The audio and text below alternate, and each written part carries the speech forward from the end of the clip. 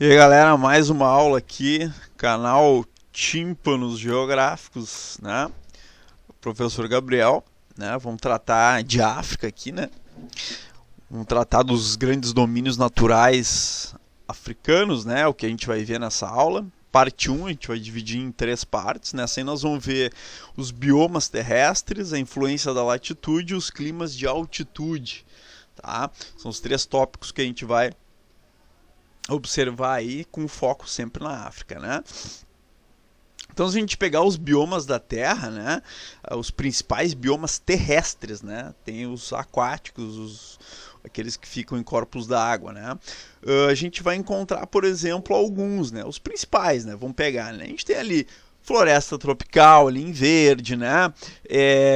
Vamos focar na África ali, né? Que tá com aquele contorno preto ali, que para nós é o principal. A gente vai ter a savana, a gente vai ter o deserto, que são os 3 principais, né?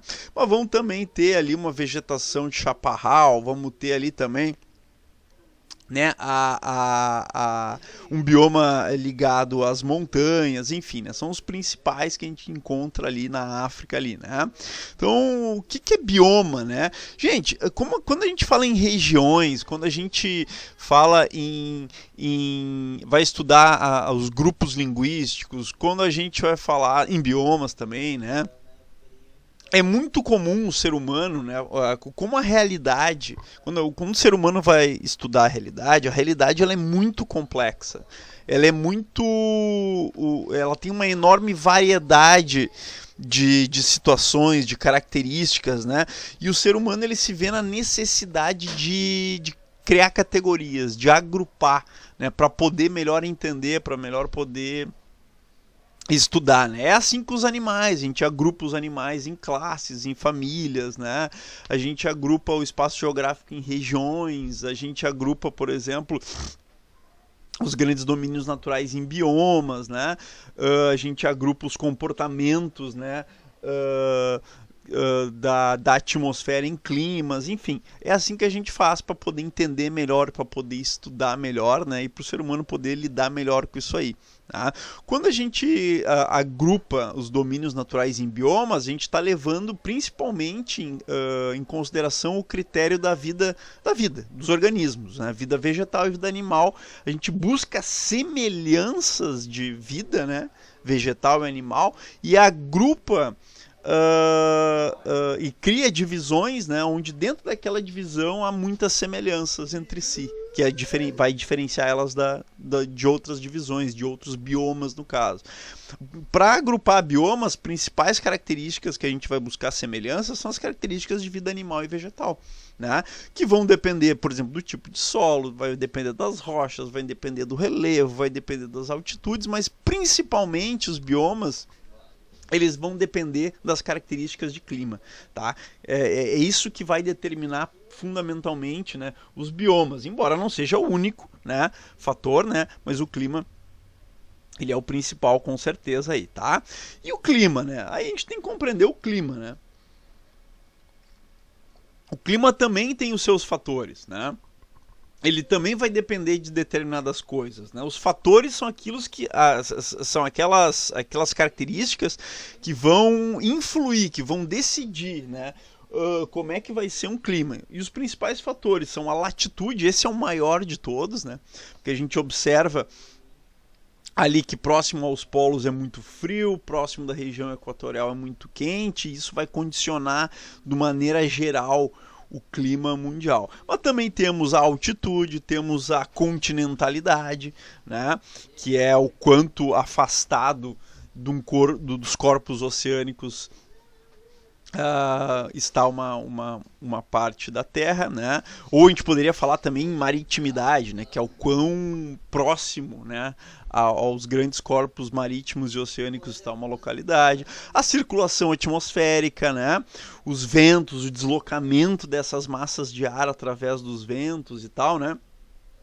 Isso aí tudo vai meio que bagunçar, né, esses fatores mais estáticos, como são a latitude e a altitude, a continentalidade, as barreiras montanhosas. Isso aí são fatores mais estáticos, eles não mudam, né? Agora, o que torna isso mais um pouco bagunçado, que dá dinâmica a isso, são as circulações, né? As circulações tanto na atmosférica quanto a circulação marinha, né? Então, por exemplo, é possível que em lugares de latitude baixa, que deveriam ter elevadas temperaturas, em um momento ou outro isso se tornar frio. Né? Por quê? Porque acontece um frio ali, porque a circulação atmosférica, né, uma frente fria, uma massa de ar polar, vai se deslocando e consegue, às vezes, em alguns momentos, chegarem em alturas, né, em latitudes próximas à linha do Equador. Então isso gera meio que uma bagunça, né? É a natureza, entre aspas, né, bagunçando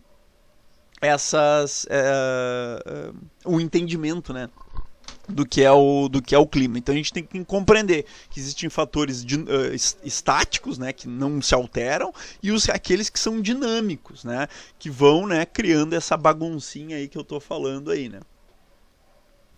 O clima, ele tem esses fatores, e ele tem alguns elementos que vão caracterizar esse clima, né, que vão dar para nós as características daquele clima, né? Por exemplo, a temperatura do ar e a precipitação são as duas principais características, as características que a gente mais leva em conta quando vai classificar um clima. Mas tem outras também, como a umidade do ar, a pressão atmosférica, os próprios ventos, né, que eles também são fatores e elementos do clima, né, e etc. Então, assim como a pressão atmosférica, além de ser também um elemento, ela não deixa de ser um fator também, né? Mas enfim, então vamos lá, vamos dar uma olhadinha, né? Vamos pegar aqui, por exemplo, um climograma, né, de Tsabong em Botsuana, por exemplo. Repara que para a gente fazer um gráfico climático, um climograma, né, a gente usa basicamente dois elementos do clima. Um é a precipitação e outro é a temperatura média do ar, né? Olhando isso aí, a gente percebe, ó, a gente vai ter uma estação de temperaturas inferiores aqui no meio do ano, né? Então eu já sei que isso aqui está no hemisfério sul, porque o hemisfério sul, o inverno, ele é no meio do ano, ele começa no meio do ano. O verão, ele é no final, início do ano. Então eu já sei que isso aqui é hemisfério sul. Se fosse hemisfério norte, estaria invertida essa linha vermelha, né? Estaria as partes mais baixas no início e no fim do ano e as partes mais elevadas no meio do ano, né? A gente repara que é um clima que chove pouco, né? A quantidade de chuvas está...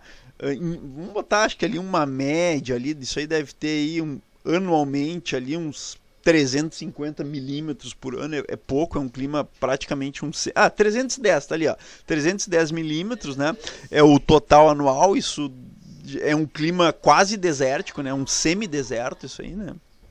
Então, quer dizer, a gente está pegando dois elementos do clima que são os principais para caracterizar esse clima. Não são os únicos, mas são, né, os elementos principais, né? E a gente observa que, se a gente pegar um mapa da vegetação, né, que é aquilo que dá a cara do bioma, né, a principal cara do bioma é a vegetação, né, são os organismos vegetais, ele é praticamente idêntico ao mapa climático, né, tem muitas semelhanças, né, a gente vai olhar aqui, né, a vegetação desértica, ela vai estar ligada aqui ao clima desértico, né, a vegetação aqui no meio, aqui equatorial, vai estar ligada, né, à floresta equatorial, né, vai ter ali as savanas, que é um clima tropical úmido uma parte do ano e seco numa outra parte, né? Enfim, há uma grande similaridade entre os dois mapas. Por quê? Porque o principal fator que determina os biomas são os climas, né? As características climáticas aí, né? Muito bem. A influência agora da latitude.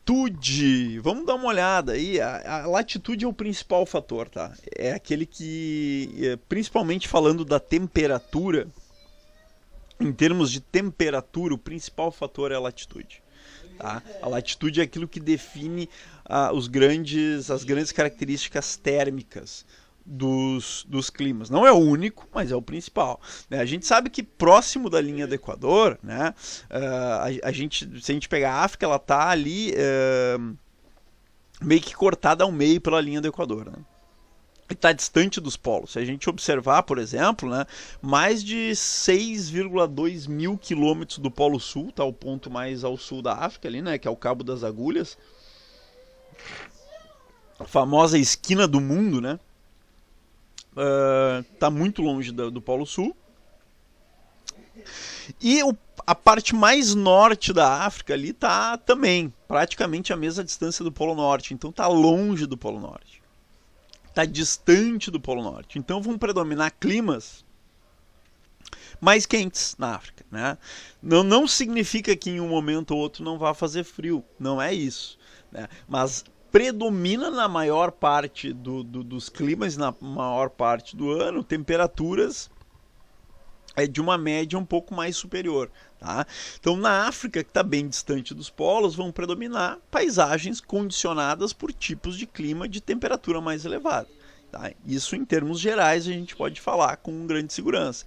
Ó, a África não vai possuir esse bioma aqui, por exemplo, bioma taiga, né? Conhecido também como floresta boreal, aquela floresta de pinheiro, né? Com muito comum a presença de geleiras, embora na África tenha geleira, mas não vai ter o bioma de floresta boreal, que é um bioma típico de áreas próximas às regiões polares, né? Próximas ali dos círculos polares, né? Rússia vai ter muito, Canadá vai ter muito, né? O norte ali da Europa vai ter bastante, né? Então isso aí praticamente não existe, né, na África, né? Muito bem. Então, olha, em áreas do Círculo Polar Ártico, onde predominam árvores coníferas, né, que são os pinheiros, né, adaptadas ao clima frio e a predominância nival, né, ou seja, precipitação nival, precipitação em forma de neve, né, e solos em geral são pobres aqui com presença do permafrost, né, que é trocando em miúdos como se fosse um solo adaptado ao congelamento, né. É isso aí que é o permafrost, né? O permafrost ele acontece aí também, né? Nesse tipo de bioma aí, ok? Então olha ali, se a gente pegar um mapa isotérmico, ou seja, cada linha desse mapa aí representa representa partes da Terra com mesma média térmica. A gente está pegando só de janeiro, tá? O mapa isotérmico da Terra em janeiro. Repara que a África ela está numa faixa de climas quentes, né? Que vão climas de 20 a mais graus, né? De temperatura média, né? Então ela tem poucos climas, poucas porções, né, com temperaturas abaixo dos 15 graus. Né? Quanto maior for a latitude, ou seja, mais perto dos polos norte ou sul, menor vai ser a temperatura média do ar. Né? E quanto mais próximo à linha do Equador, mais longe do polo, né, maior vão ser essas médias aí. Então a África vai ter, trocando em miúdos, mostrando, né, o fator latitude, que a África, por conta de estar nessa posição, nessas latitudes aí, né? Latitudes mais ou menos, né, entre os 35 sul e 35 norte, são latitudes baixas, né, mais próximas à linha do Equador, temperaturas médias em geral mais elevadas, né? E por que a latitude a latitude ela influencia? Porque a Terra, pessoal, ela tem um formato arredondado, né? Ela não é uma esfera perfeita, mas ela tem uma forma arredondada, né? Ela se aproxima muito de uma esfera, né?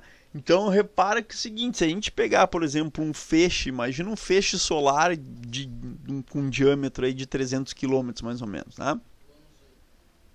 Esse feixe solar, ele nos polos, ó, ele vai ter que se espalhar muito mais, ele se dilui muito mais, né? Então, ao se espalhar, ao ter que dar uma conta de área, de uma porção de área maior, justamente porque a Terra é arredondada, ele se enfraquece, né? Ele se dispersa, ele se dilui, né? O potencial de aquecimento dele cai.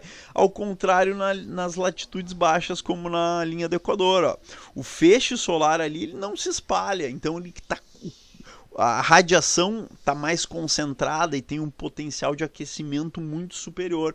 Por isso que próximo a latitudes baixas, né, a gente vai ter temperaturas mais elevadas, certo?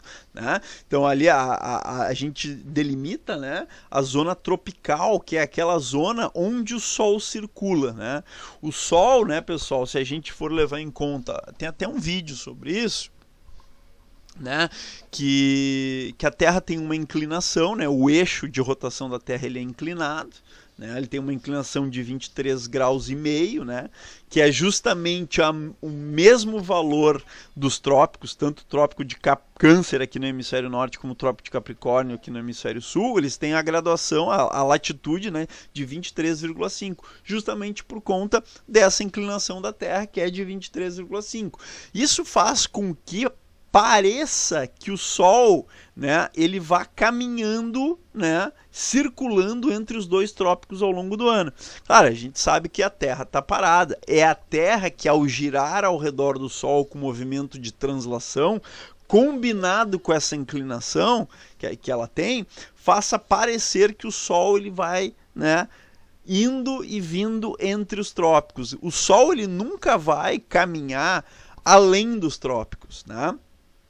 Por isso que os trópicos são a região mais quente ao longo do ano, né? E a zona temperada, né, ela tem, por exemplo, a zona temperada que está tanto a norte quanto a sul, que está aqui a norte e aqui a sul, ora o Sol vai estar mais perto dela, vai ser quando vai ser um verão na zona temperada, ora vai estar mais próximo da zona temperada sul, o Sol, então seria verão aqui, né? Quando ela chega nessa, o Sol está aqui no trópico de Capricórnio, seria verão na zona temperada sul, enquanto na norte seria inverno, né? E tem as zonas polares, que o Sol está muito distante delas, né? Os raios solares vão bater lá de maneira muito inclinada, vão se espalhar, como eu mostrei na imagem anterior. Então a zona tropical é onde as temperaturas da Terra são elevadas, ou mais elevadas ou um pouquinho menos elevadas, mas em geral sempre elevadas, né? E aí é temperada, ó. Repara, né? Tem a temperada norte e a temperada sul, aquilo que eu expliquei no anterior, né? No slide anterior. Quando o Sol está aqui no trópico de Capricórnio, perdão, trópico de Câncer, que está no hemisfério norte, essa zona temperada norte vai estar, né, com temperaturas mais elevadas, vai ser verão ali. Ao contrário, na temperada sul, que vai ser inverno, né? E depois, 6 meses depois, a situação vai se invertendo, né? Então, essa foi a influência da latitude sobre os climas. Vamos ver agora a influência da altitude, né? A África tem climas de altitude, né, que apesar de, né, a África ela ser dominada pelos climas tropicais, ela vai ter climas frios também. Por quê? Justamente por conta da altitude. O principal fator é a latitude, mas também tem um outro fator, que é a altitude, que distorce o que a latitude está fazendo. Então, por exemplo, aqui a gente vai ter uma cadeia de montanhas, uma cordilheira, famosíssima cordilheira do Atlas, né? O que essa cordilheira faz? Além de barrar, né, parte da umidade que entraria no Saara aqui, né, no deserto do Saara, né, ela barra a umidade e gera chuva no litoral, né? Então, quer dizer, a precipitação ela vai acabar caindo na faixa que está voltada pro mar Mediterrâneo e pro Oceano Atlântico, e vai impedir que a umidade entre no Saara, perdão, né? Porém, ela, ao gerar uma altitude elevada, o que vai acontecer? Vai gerar geleiras, né? Por quê? Porque quanto maior a altitude, menor é a temperatura média do ar, tá? E é isso que vai acontecer, como por exemplo ali em Marrocos. A gente também vai ter outros lugares com clima de altitude, como a região dos Grandes Lagos, que é onde a África está se separando, né? Tem toda aquela questão das placas tectônicas, e a África está aos pouquinhos se rasgando, se abrindo, né? Vai gerar a formação de um outro continente ali. Então, nessa região dos Grandes Lagos, a gente vai ter o pico mais alto da África, que é o Monte Kilimanjaro, né? O Monte Kilimanjaro ali, né? A gente repara que no Kilimanjaro ele tem uma altitude aí de mais de 5.000 metros, 5.500 metros, mais do que isso, né? Tem que ver ali o valor direitinho, que eu não lembro agora de cabeça. Mas é um valor muito elevado. E reparem que lá no topo já tem gelo, ó. Gelo, né? É um clima mais frio, né? Olha ali, ó. E é uma montanha vulcânica, a gente pode perceber ali, né? Um monte vulcânico, ali tá a boca do vulcão. Ah, tá aqui, ó. Né? A altitude, o pico, o Huru, né? Do Kilimanjaro, ele tá ali, ó. 5.895 metros, né? Próximos dos 6.000. Então repara, pessoal, que ali tem gelo. Né? Porque a altitude, quanto maior a altitude, menor a temperatura média anual, e aí a gente vai ter um bioma de tundra, né, que é um bioma de vegetação rasteira, né, adaptado a temperaturas muito baixas. Né? Nota que não tem árvore aí, né? Até porque em temperatura baixa o solo é pouco pronunciado, né? Não tem muita água disponível em estado líquido, né, para permitir com que árvores de galhos mais grossos e exuberantes cresçam. Né? Então esse aí vai ter um biomazinho de tundra, né?